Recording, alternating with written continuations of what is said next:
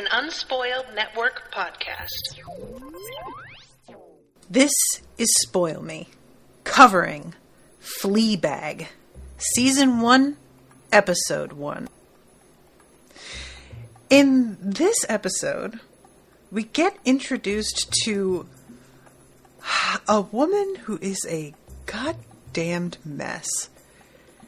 But she knows it. I'll give her that. She is aware. Welcome to Spoil Me.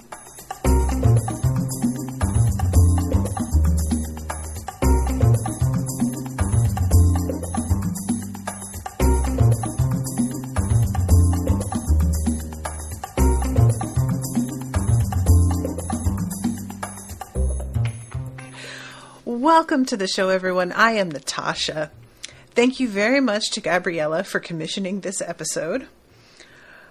Guys, I'm starting this and realizing I don't know the main character's name.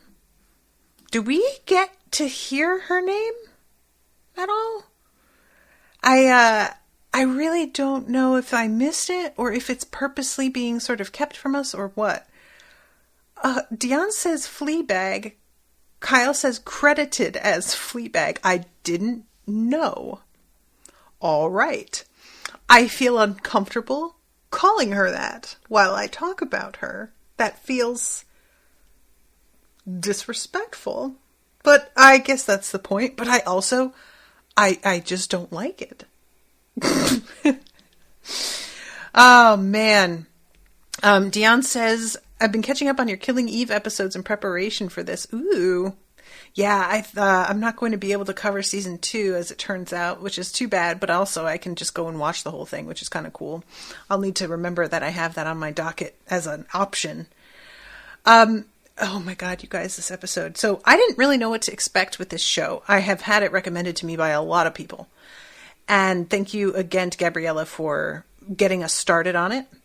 I think that I have most of season 1 commissioned. I'm actually not sure how many episodes there are per season. Up to episode 7, it looks like.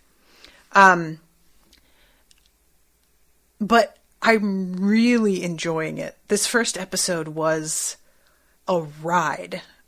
I will say it makes me feel slightly better about my situation because I am not quite as much of a mess. However, there are some deeply relatable things, and I think that's part of what probably people like about it, is that there are some real moments of just like, oh God, I've done things like this, or I've made these mistakes, or I've had this like reaction, you know, and so much of it is being explained with the breaking of the fourth wall, which is the kind of, it's one of those devices that it can go either way. It can work really well and be sort of clever, or it can get really tiresome and feel like a crutch. So far, obviously, we're only in episode 1. I'm all about it. I'm interested to see if there ever comes a point where I'm just kind of like, we don't really need this anymore. And for all I know, as the show continues, they may do it less, because that can also be a thing. You have a lot of breaking of the fourth wall when you're introducing new characters, when you're getting somebody into a world. And then as things begin to pick up on their own, you don't feel the need narratively to do that anymore. I don't know. We'll see what happens. It might be that this is how it is throughout the whole series. And you know, if it stays at this tier of quality, then I'm about it. So, guys, let me know. 1, how many seasons are there? And how many episodes per season? Are there plans for another season? I'm curious about it. So, this episode starts off... Oh, God. Austin says 2 seasons. No plans for a 3rd, says Julia. Okay, thank you, guys. This episode starts off with this amazing monologue. So it's heavy breathing, and we see this door, and it's a sort of unsteady cam like it's supposed to be from her perspective. And then we see her standing there, taking a deep breath in a like black trench coat. And as soon as I see this, I'm like, okay, she's got lingerie on under it, right? Like, no question. And she is calming herself and then looks at the camera. and says, you know that feeling when a guy you like sends you a text at 2:00 on a Tuesday asking if he can come and find you, and you've accidentally made it out like you've just got in yourself. So you have to get out of bed, drink a half a bottle of wine, get in the shower, shave everything, dig out some agent provocateur business, suspender belt, the whole bit, and wait by the door until the buzzer goes? So this is one of those moments that really, for me, is a defining line between what it is like to be in my mid-20s versus what it is like to be in my mid-30s. Because this is absolutely some shit I would have done in my 20s. Make no mistake, 100% I would have done something like this. Nowadays, I don't think so, kids. No, absolutely fucking not. Part of me misses the days where I had the energy, where I cared enough, you know. And another part of me is so deeply glad that I am not here anymore. And what I mean by that is, this man texted her at 2:00 in the morning, obviously just wanted to come by and fuck. She says she likes him. So she decides that she's going to get all done up in a whole, garter belt outfit. Honestly, if the guy is calling you up at 2:00 in the morning, just wanting to come over, he's getting what he's getting. Okay? He asked you. He's the one that needs to show up in the G-string, not you. You are doing him the favor, and therefore, you need put forth no effort at all beyond perhaps a shower if it's necessary. Other than that, no. There is no need to impress this man. Not even a little. Just none. No. Don't think so. I can't tell you guys how much, I have 180'd on that, because I used to put so much effort into this sort of thing. It was one of my favorite things, was the seduction, you know, driving a man wild kind of cosmopolitan article type bullshit. And oh God, no. It's one of those things that as you get older, you realize, one, men don't care as much as you think they do. So when you're younger, you think that you have to put on more of a show than it turns out you really do. It's not that men don't appreciate a bit of, matching bra and panty set. It's more that the everything beyond that is a little bit just putting ketchup on steak. They don't notice. They don't care. It's not necessary. Just be cute and clean. That's really all you need to do. I am not kidding you guys. When I was dating Brendan, one night, he was throwing me attitude because he came to my apartment and I was running late and I asked him to please wait in his car. And he got upset because I told him to wait in his car. The reason I told him to wait was because, and I realize now that this is some cultural appropriation shit, but forgive me, I had been taking belly dancing classes. And so what I did was I decided to perform an entire belly dancing number from beginning to end in a full costume, which is already too much. But on top of that, I made a full 6-course Mediterranean meal, stuffed grape leaves, lamb skewers, homemade pita breads. Homemade pita breads, you guys. I went too far. And he was so salty about me asking him to stay in the car. And I will never forget when he came upstairs and he realized he felt like such an asshole for giving me a hard time when I had just done this insane, lavish thing. And we weren't even that serious. It was just that I really liked him and I wanted to do this whole thing. And I can't emphasize enough to you all how there was never any reciprocation from him for that kind of effort. He never did anything on that scale for me or even close ever. Ever. Okay? And that's the part that always grinds my gears when I think back. Not that I did this shit at all, although that in itself is a problem. But the fact that women are always the ones doing this shit. It's so rare that a man is the one. It's so incredibly rare. And you would really think that multiple things like that, and yes, there were multiples, I won't get into all the other ones, but they existed, that it would motivate them to sort of up their game. And it just didn't. They just didn't care. So, we're already off to a great start, right? This guy comes in. Guys, I can't. You have to open the door like you'd almost forgotten he was coming over. The guy at the door is pretty cute. He's got a sultriness to him that I like. The way he looks at her. It's just I'm about to fuck the shit out of you. We soon find out how literal that is, because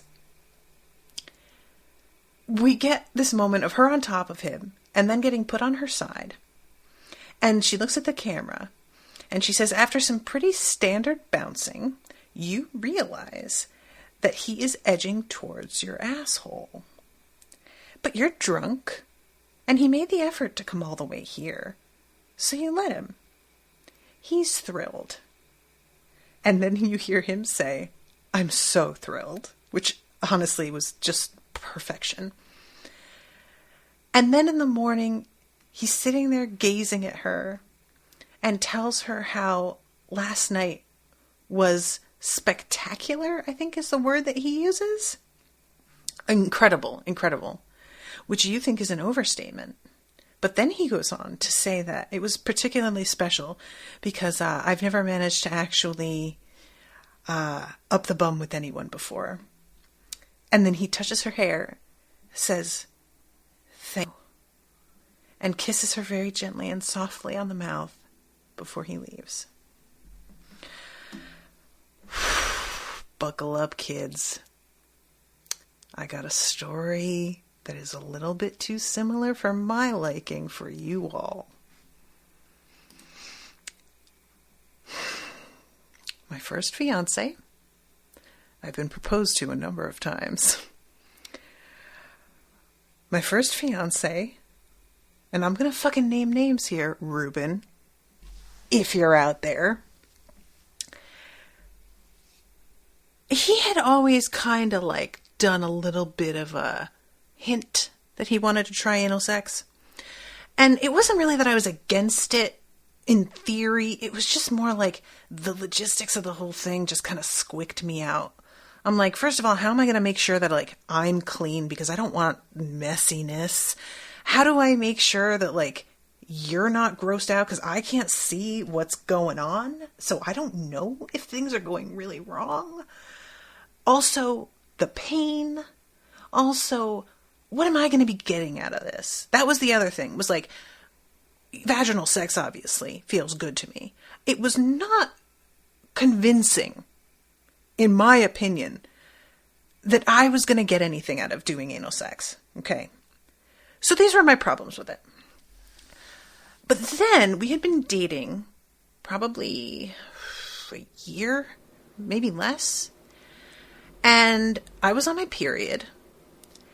And I was so horny. You know that kind of like lust where you feel like you're just going to hump a piece of furniture if you don't like fuck immediately? That kind of like single-minded, oh my God, I got to do something kind of. We had been messing around. And it hadn't like been intentional that we were going to have sex, but I was bleeding a lot. And I know some people are fine with period sex. I am not one of them, man. It's like, people talk about the blood being extra lubrication, and like, that's true initially, but blood dries sticky it doesn't stay smooth. It's not like the actual lubrication during sex. It does this weird tactile thing. So unless you manage to like keep that blood flowing, you start to hit like a space where it's not actually lubricating anymore, and it's actually a problem. This is also how I feel about sex in hot tubs. It washes the lubrication away. People talk about like the water helping. No, it doesn't. It's bad. Sex in bodies of water is just generally not good. And it drives me crazy that it's like such a trope that like having sex in a hot tub or having sex in the ocean, on the beach, adds sand into the equation. Just a nightmare. What are people even thinking? Okay, so anyway, I didn't want to have actual sex. So I finally agreed that I was interested in doing anal. I was just so horny. And we did it. And it was awesome. I loved it.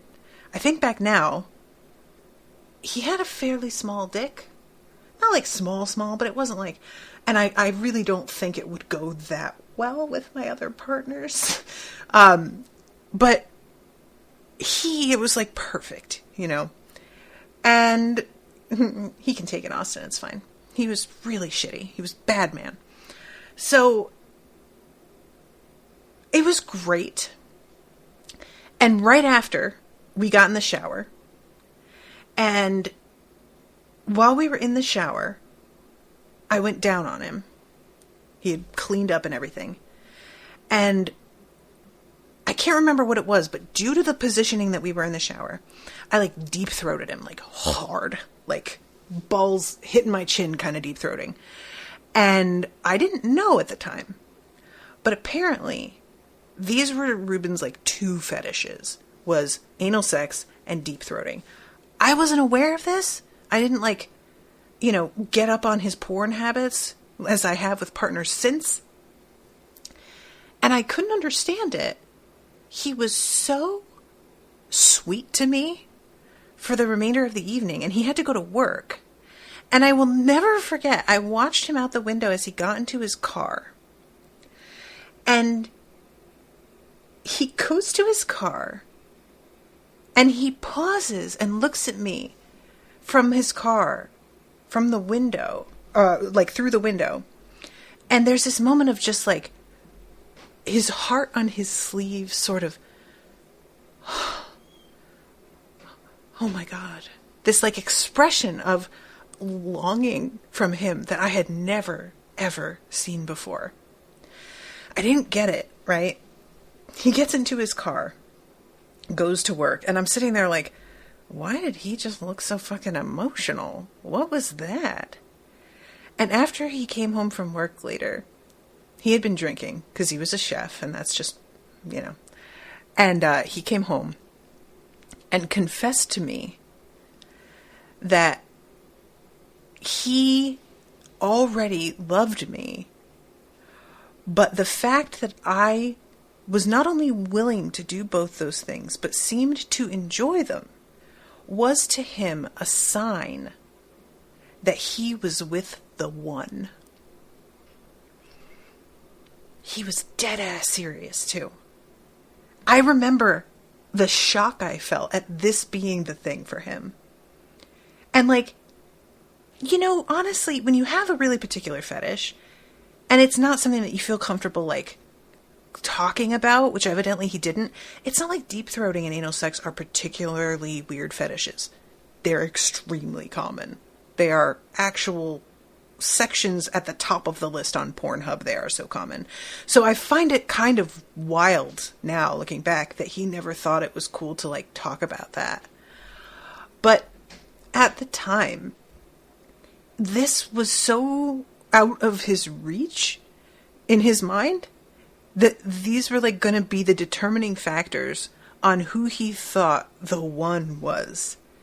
And he did wind up proposing to me not long after that, and I fully believe it was the anal and the deep throating. I'm a great person. I enjoyed, like, you know, being with him. I think I'm fun. None of that. That wasn't it. That wasn't what did it. It was the anal and it was the deep throating, which I really hope that his priorities have shifted a little bit later in life, because that's not a great, I mean, you know, like, it's important that you have aligned sexual desires and goals, but that's not so rare. You know, that's like me being like, oh my God, you wear this particular brand of underwear? Well, I've always wanted to be with somebody who wore that brand of underwear, and I see that you're wearing it, and that's, you know, it's like, it's just not rare enough for that to be a thing. And I just think about that. I was so delighted with this opening scene, because it is exactly how he was. This weird tenderness when she says it's actually kind of moving. And it was, but I also was like struggling to comprehend it, because it felt like I can't be hearing him correctly. That's not what's making him act like I'm this goddess all of a sudden. And so just this whole bit, I don't know if that's like something that is super relatable to a lot of people, and that's why it's the opening scene of this episode. But I know for me, this like hit hard. This was so true. And later on, she's wondering if maybe the fact that he's tried to do this before and it hasn't worked means that she has an enormous asshole, and she gets really like self-conscious about it. Which, I never had that problem because he was a little bit on the smaller side. So it never really, you know, she says in this bit, he does have a very large penis. So maybe there is cause for concern there. I don't know. Maybe if you're aroused enough, it's fine and it doesn't matter, you know? But, yeah, that was right on the fucking money, man. I love that. So, yeah, it's kind of moving, actually. So then we have, when she says, do I have an enormous asshole? Which is just a great moment. We go to the title card, and then we have her reading the newspaper. So, guys, I don't know if y'all noticed this, but I had to pause on this moment and be like, am I right about this? There's an ad that says, thinking of getting a mortgage? And it's a stark naked woman masturbating. And that's the ad. And I am always a massive fan of shows that have little like weird jokes that are visual like this and that you may not notice and aren't important to the plot necessarily. And I wish that I could read this completely. Like, let's see. Private school head assaults pupil in class.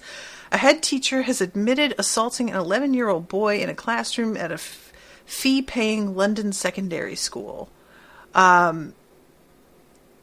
Okay. Herbert Grasson, 69, allegedly grabbed the year 7 pupil by the tie and pulled it, causing the boy to fall and bang his head on a desk. He had denied pulling the tie, but admitted to making contact with his chest when reprimanding him over his behavior.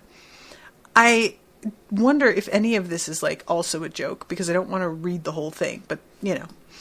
So that ad for the fucking mortgage thing is just amazing. Like, and she's kind of glancing around as she's reading the paper. She senses somebody looking at her, and there is a guy who had been sort of glancing in her direction. And he seems attractive enough, and she makes an effort to turn and make eye contact again. And he gives her a bit of a smile, but he has some wild-ass front teeth. I feel bad. Now, I am going to guess that these are not real teeth. And it's a shame because other than the teeth, he's actually cute and very charming. But, I mean, that's like woodchuck level teeth. That is a lot. And she kind of makes a face when she turns away from him. But later on, when he approaches her, it's sort of seems as if she's willing to overlook it. And there's this amazing moment where he asks if she has a boyfriend, and she says that they've broken up recently, actually. And he says, what did he do to fuck that up? Honestly, this interaction is delightful. Like, he just seems really fun. And he continues to seem fun, if not, like, somewhat self-absorbed and tiring a little bit later. So she says, we broke up quite recently. He says, oh my gosh, I'm so sorry / really pleased. How the hell did he manage to fuck that up? And she thinks back to what happened. Y'all, she was masturbating to Barack Obama. Now, oh God, I just saw the comments. Julia says, I'm pretty sure his character is credited as bus rodent. Oh my God. I really hope those are fake teeth. God help him. Okay. I don't know, for the record, that she was totally masturbating to Barack Obama. It certainly seems like she was. She pulled him up on video, and then she began to jerk off. However, I will say, in her defense, I have, been watching something or reading something, and my mind is somewhere else completely, and I have masturbated to things that I'm not actually, absorbing the thing in front of me at all. It's not about what I'm watching. It's not about what I just read. It's, completely, my brain just went in another direction. So, that said, if she is masturbating to Barack Obama, who am I to judge? He's an attractive man, got a lot of power, seems to have a decent head on his shoulders. You could do worse. That said, her boyfriend really flips the fuck out. He leaps out of bed because he wakes up and says, what are you doing? And she slams shut her laptop and says nothing.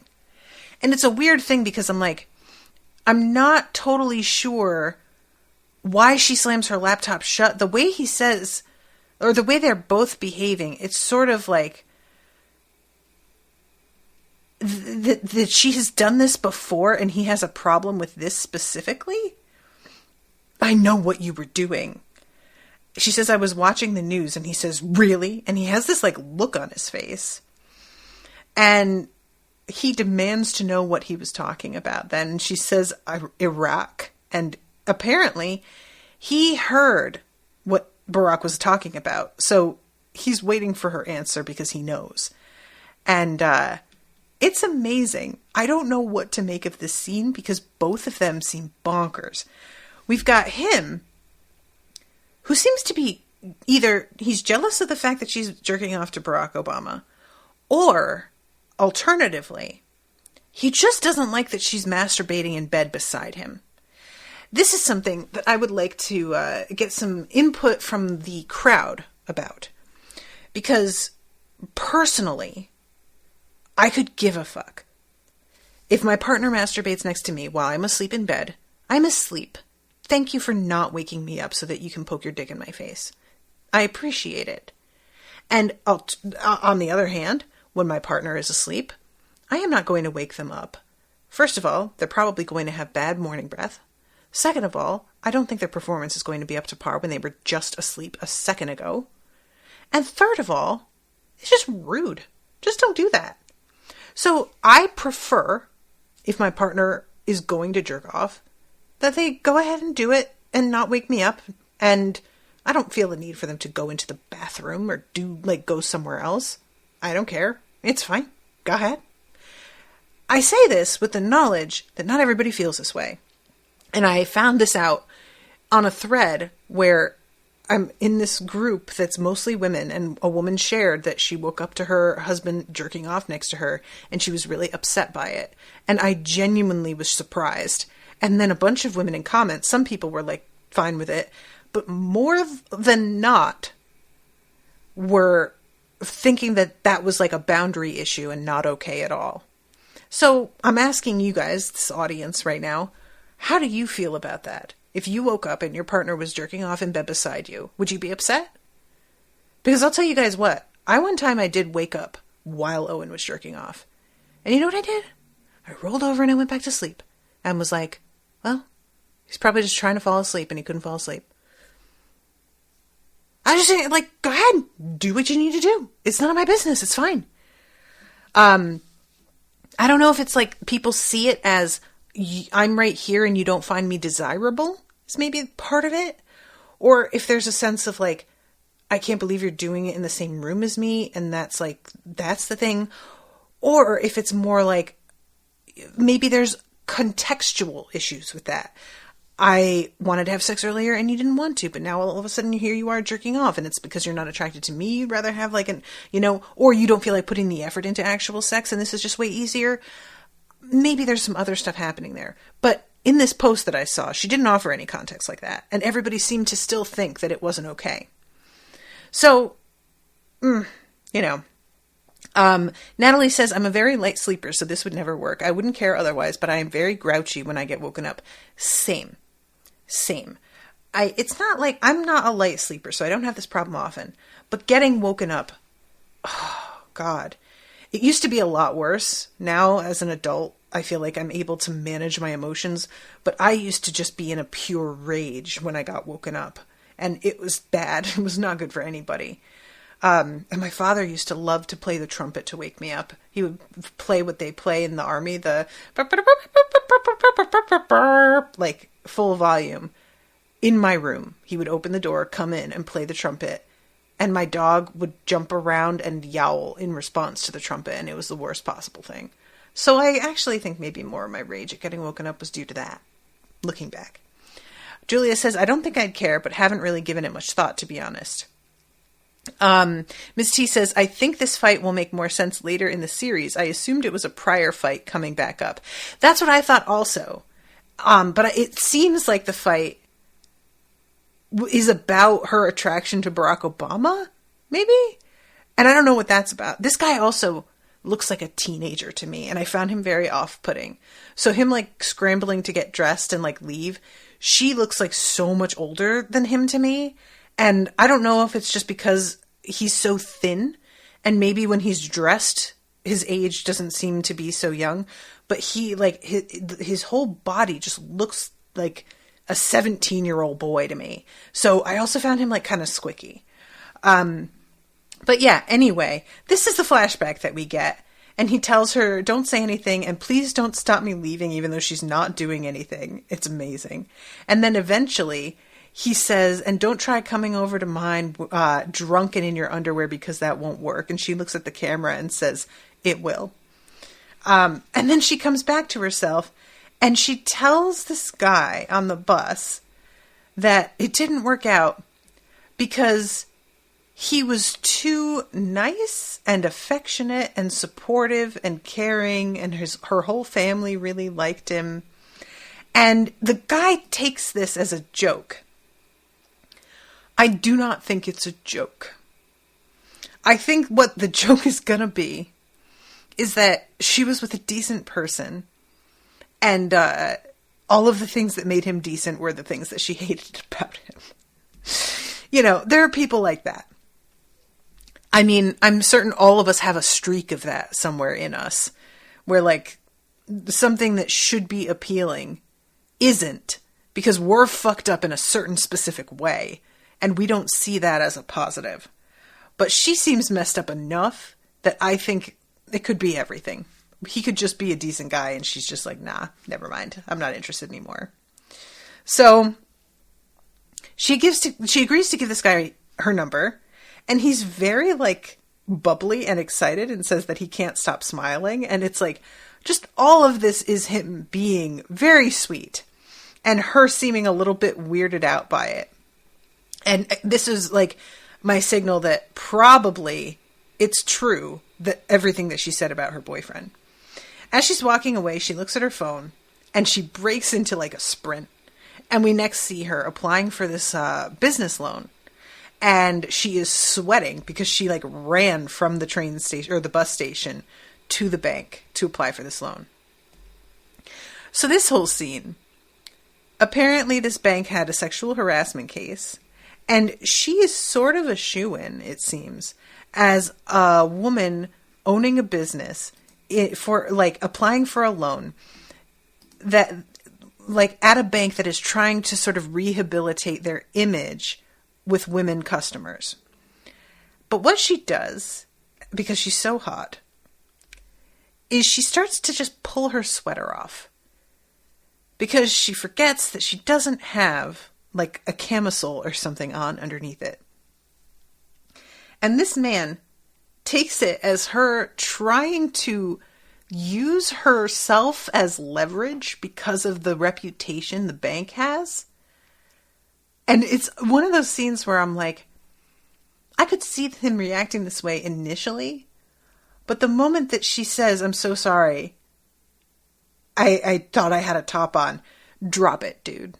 Drop it. But he doesn't. He keeps pressing, being like, well, that's not going to work around here anymore. Like, dude, stop it. And she seems to also feel this way. And so eventually she just blurts out, "I'm not trying to shag you. Look at yourself."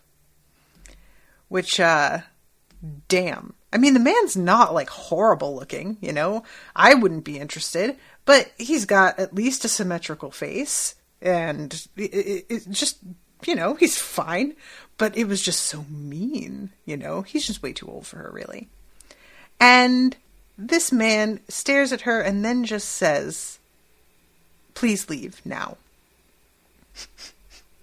And she tries to be like, "No, but I need this. I really need this loan." And he just repeats, "You need to leave." And I hate this scene. I can see, given our history, why you might think that, no, seriously, I wasn't trying to. I take this kind of thing very seriously. Oh, God. Dude, honestly, when a woman says, "I wasn't trying to shag you, look at yourself," and you decide that you're so offended that you won't consider her loan because of that, like, personal insult, maybe that's a you problem. That's all I'm saying. Then, you know, or maybe he's like, "Well, we're offering this loan because we are assuming that you are an adult who can handle their business. And from this interaction, I don't think you can." It's not clear to me entirely what goes into approving a loan. Let me just be upfront about that. So anyway, she eventually does just get her stuff. And as she leaves, she says "perv" and he says "slut." And she just stops and says, "Oh, wow." And then it's just a smash cut to her at this feminist lecture. And we are meeting her sister. I don't know the actress playing her sister. She like looks vaguely familiar, but I couldn't place her. And apparently her sister is sort of like everything she isn't. And so there's a bit of a tense relationship. You do get the feeling that her sister likes her in her way. And later on, we see her attempt to hug her. And then she decks her sister in the face because she doesn't know what it is this woman is about to do to her and interprets it as an attack, which is amazing. That scene is so good. But for now, they're just sort of snarking at one another. She goes to take her jacket off and realizes that she's wearing her sister's top from years ago and puts her jacket back on, but her sister saw it, and later on she has to like go and take off the top in the bathroom and just button her coat all the way up. I really enjoyed the dynamic between the two of them. I don't have a sibling, so it's not entirely clear to me like how this goes usually, and I know it's different for everybody, and there's very different relationships. There's a spectrum. But this felt, for me, like the closest to what I would imagine my relationship with a sibling would be. Because I am a perfectionist and I am very competitive in my way. And I think it would be antagonistic. Playfully so, but still antagonistic. And, her sister is apparently married. I don't know if she has a kid, but she's like, doing fairly well financially to the point where it might be an option for her to borrow money from her sister in order to save her business. And this is one of those moments where I just want to slap and shake her. So the reason that she was looking for that loan is because her business is not doing well. And we get to see a little snapshot of what's been going on in there. And we just have this dude who comes in with his laptop, his e-reader, and his phone, and a plug splitter, and seats himself at a table, and plugs in all of his devices, while saying that he doesn't need anything else. And she's standing right there with nothing to do, asking if he wants anything. Can she get him anything? And he says no, he's good. Girl, kick him out. Literally. Just kick him out. There's absolutely no reason that you can't kick him out. He's taking a table in a very small establishment and not giving you any business. He isn't a customer. End of story. He's trespassing. The end.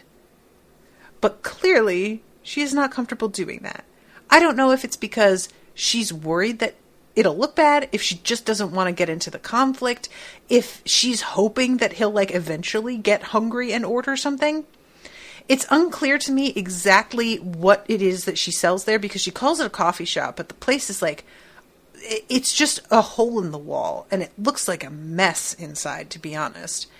I wish that she had a bit more of a barrier between the seating area and the overall kitchen. But all that aside, it's just one of those scenes where you're watching this guy do this, and he seems so unembarrassed, and I would never have the gall to do something like this. The most that I can say that I have done anything similar, I was in London, and I had thought I was meeting somebody at this pub, and I went in and sat down without going to the bar and ordering a drink.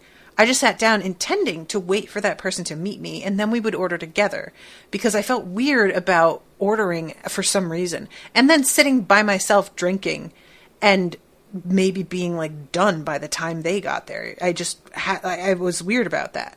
So I was like, oh, we'll order together. I sort of treated it more like it was a restaurant probably than I should have. And I got a text, or no, I didn't get a text. I realized suddenly, because I didn't even have a cell phone at that time. I think I was looking around and I realized that the name of the pub was wrong. I was in the wrong place. And also, I wasn't familiar. I wasn't of drinking age yet. In London I was, but not in the US. So I didn't even really understand going to the bar to order.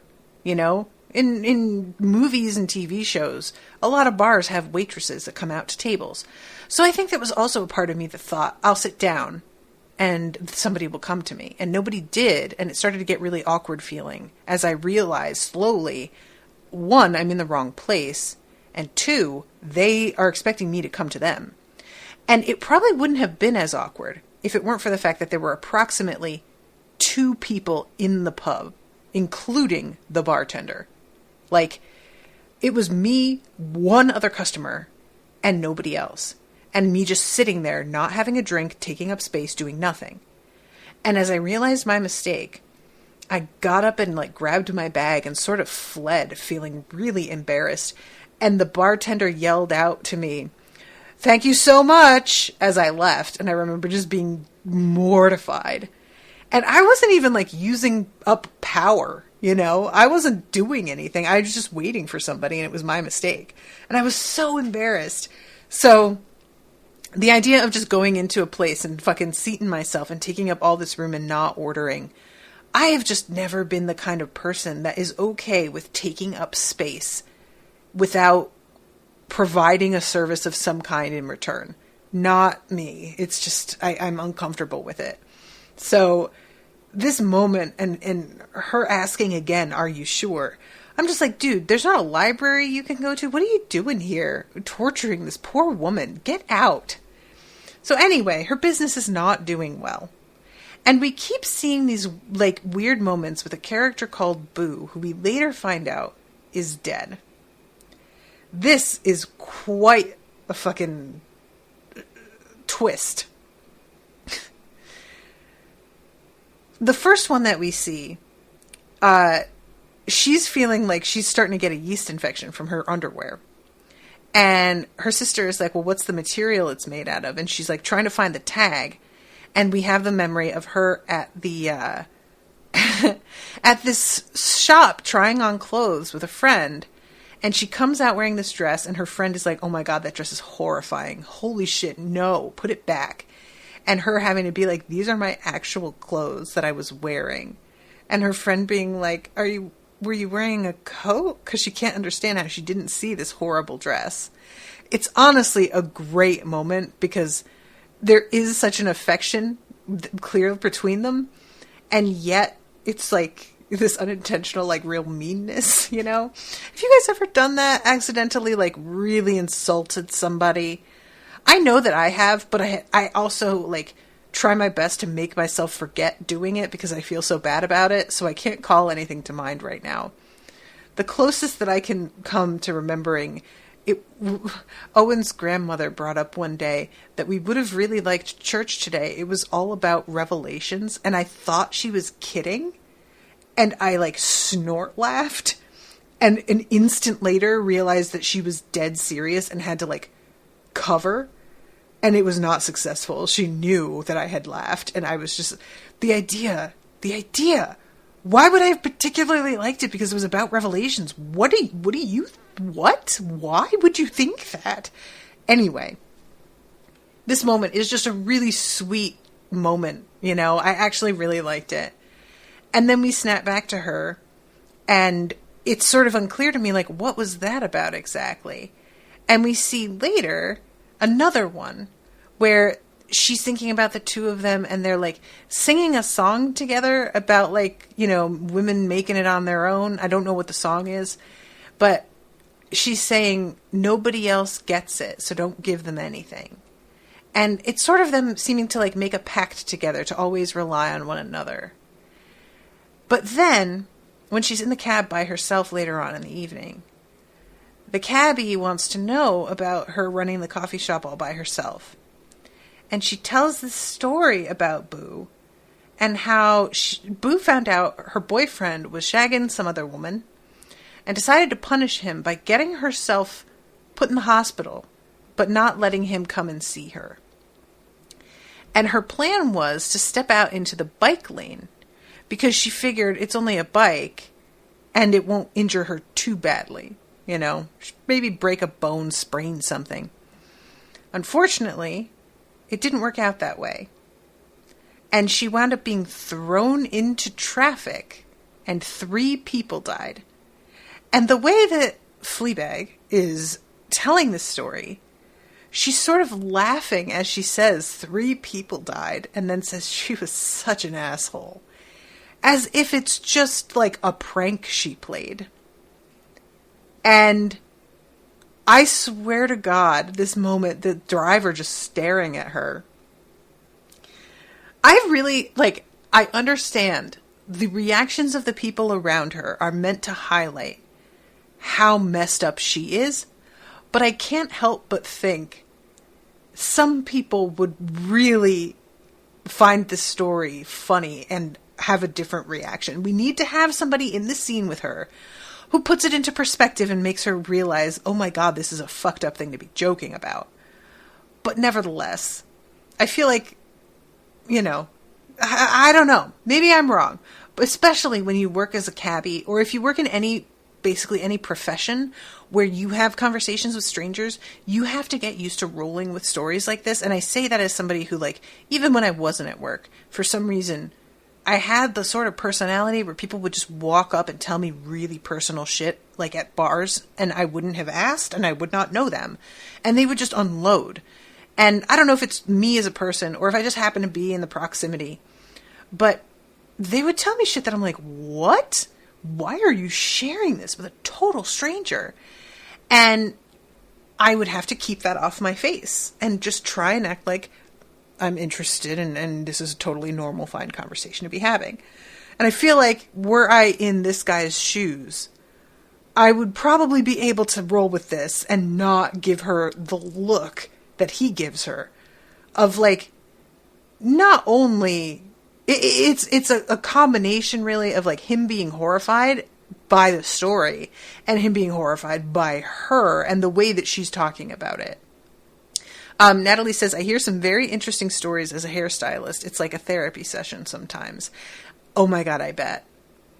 Even for what I do now for work, I will occasionally have people DM me really personal stuff. And in some cases, it makes sense because like there'll be an episode they listened to recently where we talk about something and it brought up something for them and they're like, sort of, they're sharing it, but they're also like, it really meant a lot to me to have you address it in this manner because I went through this and a lot of people can be really flippant about it and you weren't, and I appreciate that. That's different, you know, that's like, it's very specific and that makes sense. But I will get occasionally listeners who just like come into my DMs and just tell me shit like they think we're friends and I don't know them at all. And it's weird that they'll act like we're having just like a back and forth conversation that we weren't having. This is the first I've heard from them, or maybe the first I've heard from them in a long time beyond like an initial interaction a year ago or something. And I really never know how to react to that because I don't want to be cruel, but I'm not their friend.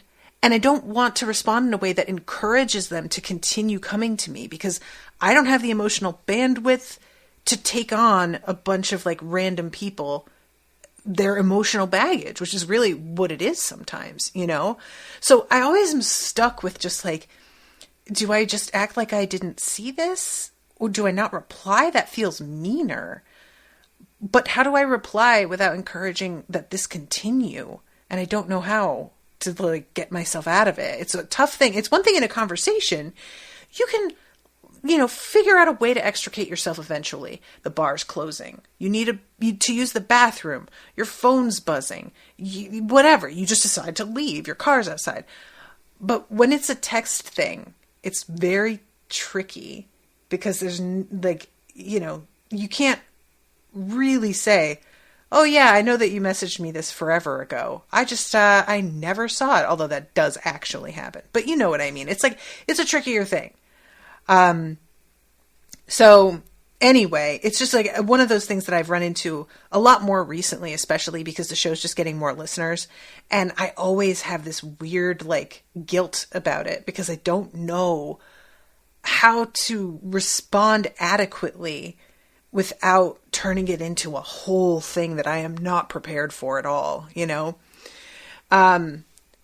So yeah, anyway, this conversation, it's really dark, man. And finding out that this is what happened to her friend and it was pure drama that she like brought on herself because she was just trying to do this really like petty passive aggressive thing instead of just dumping the guy or just forgiving the guy. She wanted to punish the guy, you know, and it's just super childish and like a lot of energy and the kind of thing that I could see maybe being into when I was 20. But I don't know how old they're supposed to be. I'm putting her at like 26, maybe, at an age where it feels like you should know better by now, but not old enough for me to really be like, oh yeah, you need to get your shit together. But I don't know. I might be wrong. Julia says, I do not know what is appropriate to talk about. I can't open up to people I know, but I overshare to strangers all the time. I'm not trying to put anything on anyone. I just don't know what's appropriate to talk about. I don't do it looking for help or their emotional investment. I'll just think very personal things are fun stories to share. Yeah, I could sort of see how that might happen. Maybe that's part of what's going on with people sometimes is that they don't realize how personal it feels reading it. And they're just trying to share a thing and they don't see the way that it feels on the receiving end, you know? That's the point. But anyway, okay, I'm almost out of time. This is a 20-minute episode, by the way, this show. And I have almost gone over time talking about it because I have so much of my own shit to say. Apologies, everybody. So I'm going to back up a little bit because the cab ride ends with this whole thing, but it doesn't make sense yet.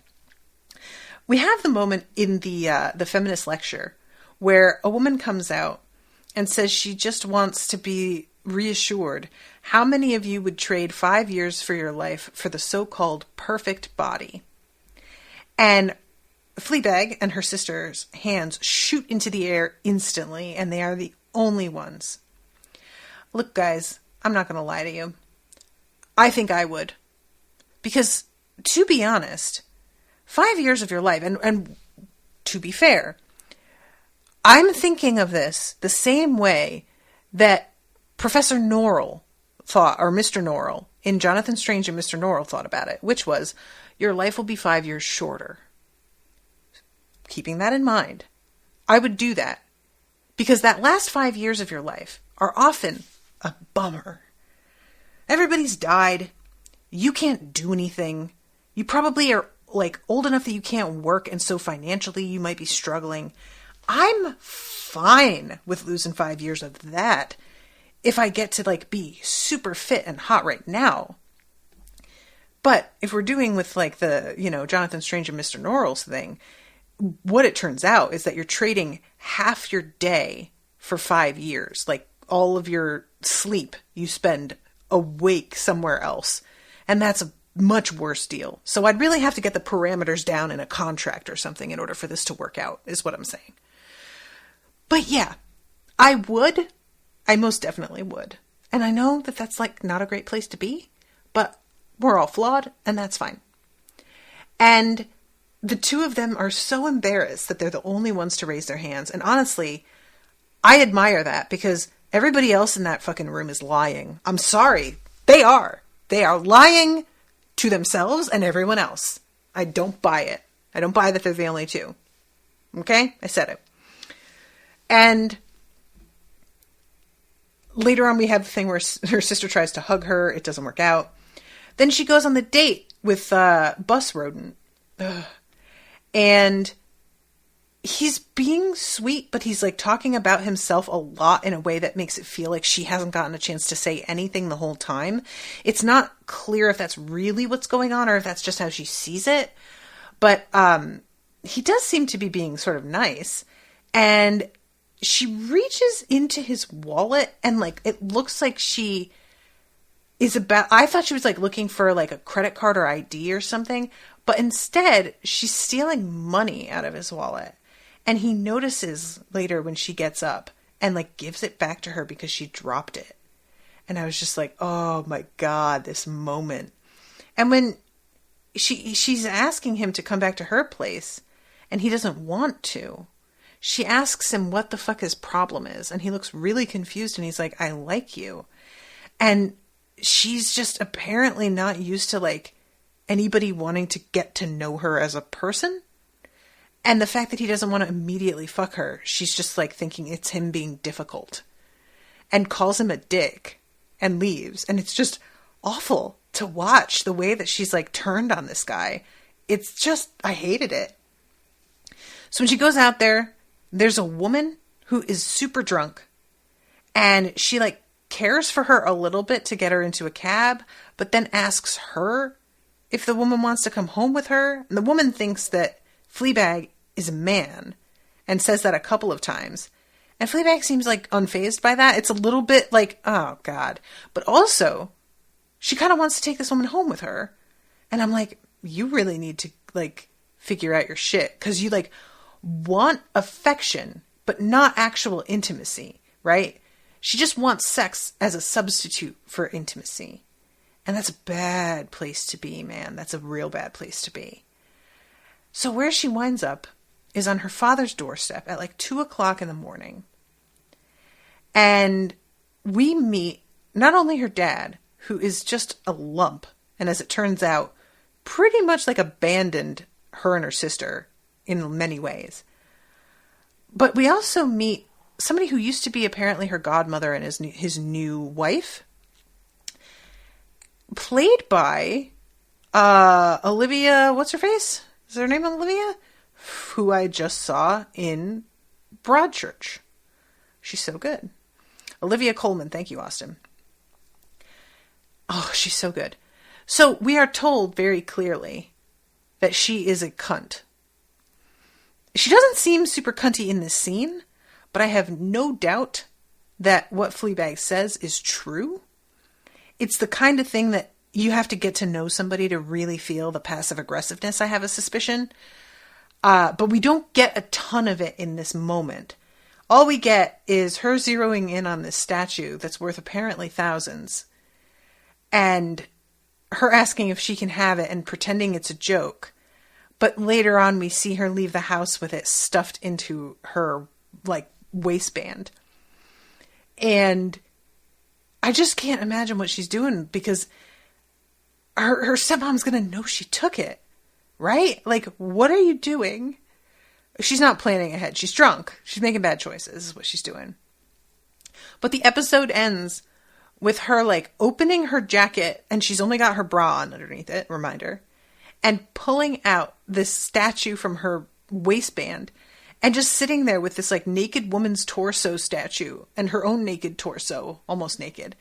And the cabbie looking at her like, what the fuck?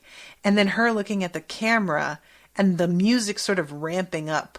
Like she's going, what do you think, huh? Pretty good. And then the episode's over. What a weird place to leave it. I guess. So, that's it. I am going to have to wrap up. I am over time. But I hope that you guys enjoy the episode. My incredibly personal stories.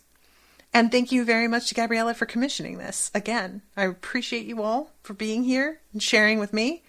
And the next episode, let me see what I've got, will be a week from today, Friday the 26th at 7 Central Time. Same time. Same bat time, same bat channel. All right, guys, I will see you then. Until then, toodaloo, motherfuckers.